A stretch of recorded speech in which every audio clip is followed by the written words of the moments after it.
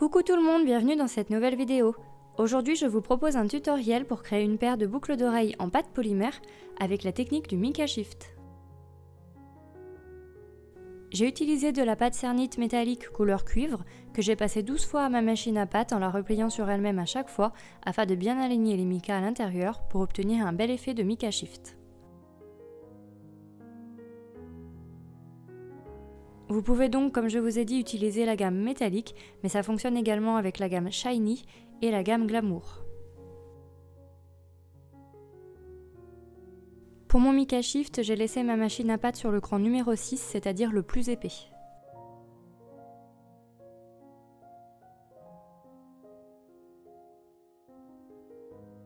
Je prends ma plaque de texture, encore une plaque faite maison, et je vais déposer du talc dessus pour ne pas qu'elle colle. Si jamais vous utilisez une plaque de la marque Cernit ou d'une autre marque faite en silicone, vous n'avez pas besoin de mettre de talc puisqu'en fait la matière fait que ça ne colle pas à la pâte polymère.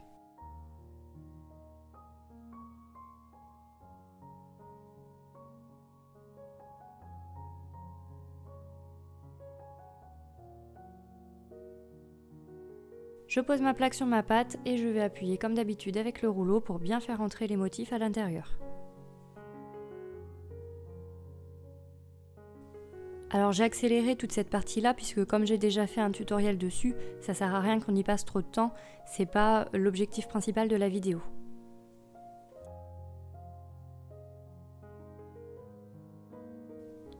Je découpe les reliefs toujours soigneusement en y allant petit à petit pour ne pas que ce soit trop profond et que les motifs disparaissent.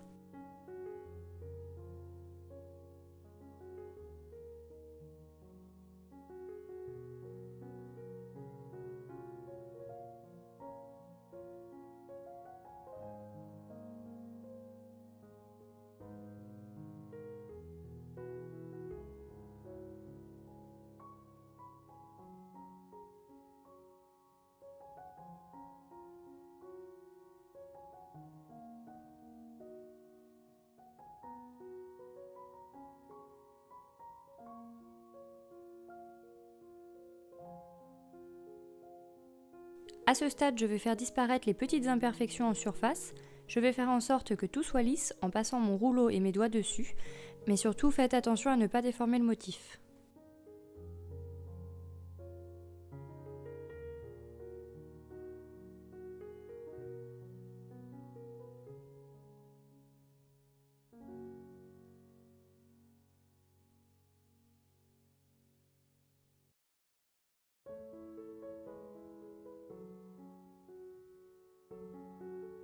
Maintenant, je vais prendre un emporte-pièce rond et je vais sélectionner l'endroit où je veux couper.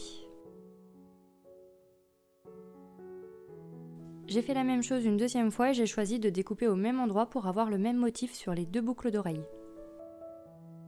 Ensuite, j'ai pris ma lame et j'ai découpé quasiment à la moitié du cercle.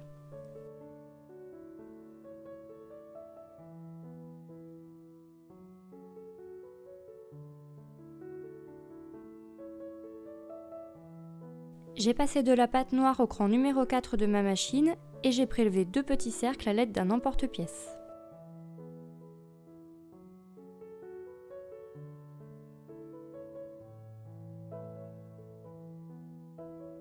J'ai lissé les bords avec mes doigts puisqu'en général les emporte-pièces ne sont pas refermés bord à bord et les formes ne sont pas régulières à 100%.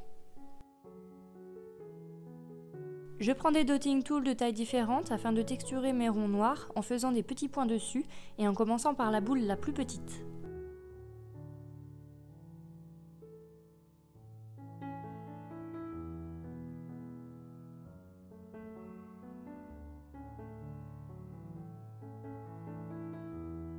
Quand ça me suffit, je passe à une boule plus grande et ainsi de suite.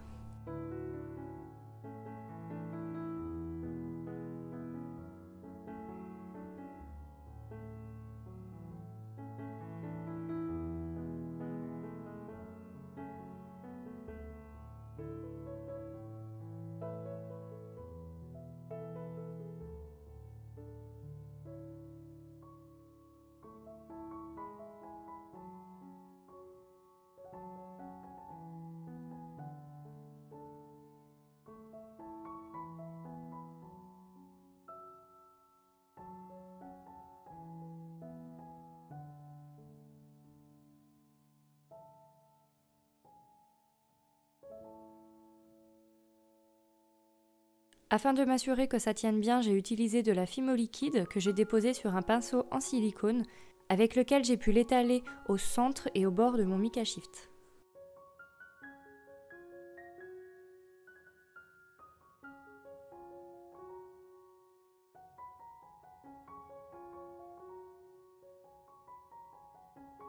Maintenant, je vais déposer mes cercles noirs sur la fimo liquide en exerçant une petite pression pour bien coller les deux morceaux entre eux.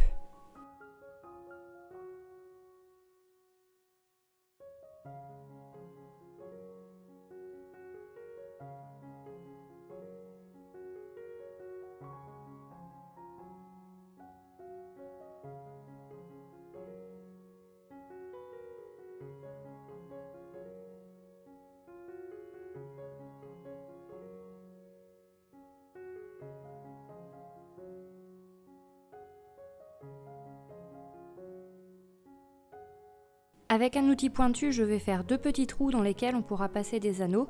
Vous pouvez aussi bien percer votre bijou après cuisson.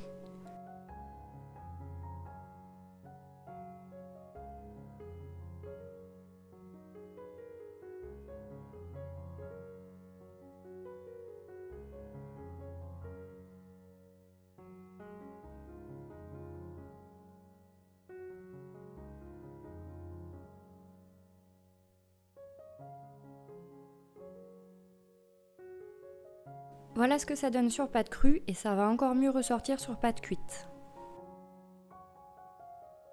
Je mets au four à 110 degrés pendant 30 minutes et on va pouvoir passer au montage.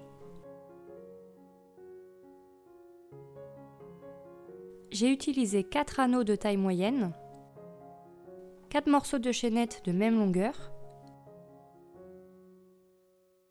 des supports de boucles d'oreilles, des petits anneaux, en réalité il en faut 8 et pas 4, et des pinces.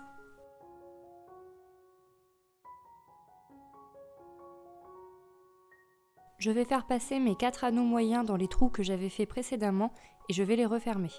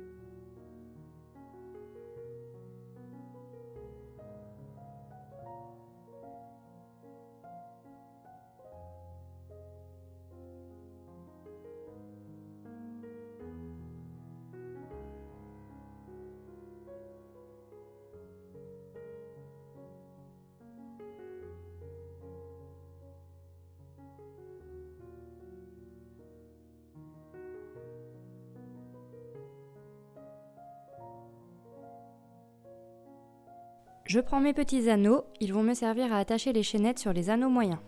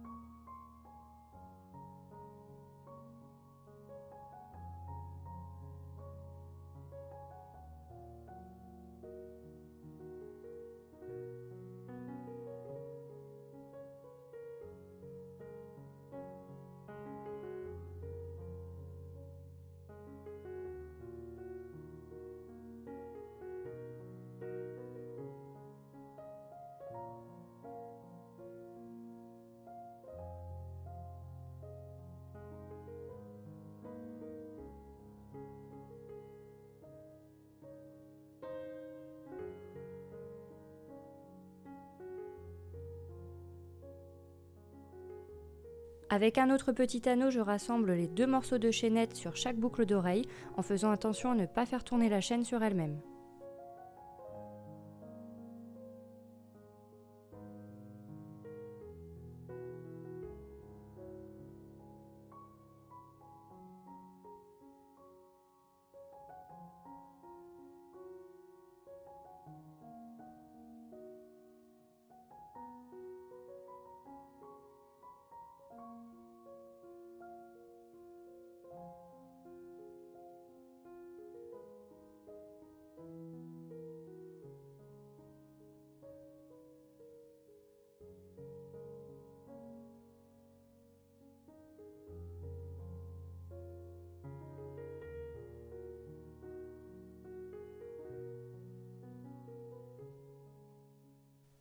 Dernière étape, j'attache le bijou au support de boucle d'oreille en passant un anneau dans le précédent.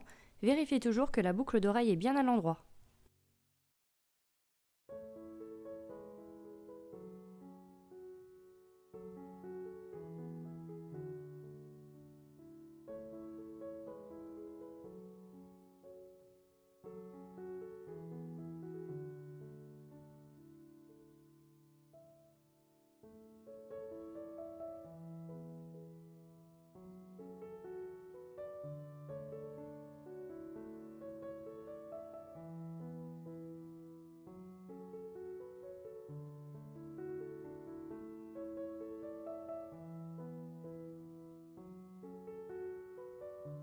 Voilà ce que ça donne. Ensuite, j'ai choisi de polir la partie Mica Shift et de laisser telle quelle la partie noire pour créer un contraste entre du brillant et du mat. Et voilà donc ce que ça donne après polissage. J'adore la brillance de cette pâte, le Mica Shift ressort encore plus, on a vraiment cette impression de relief, c'est magnifique.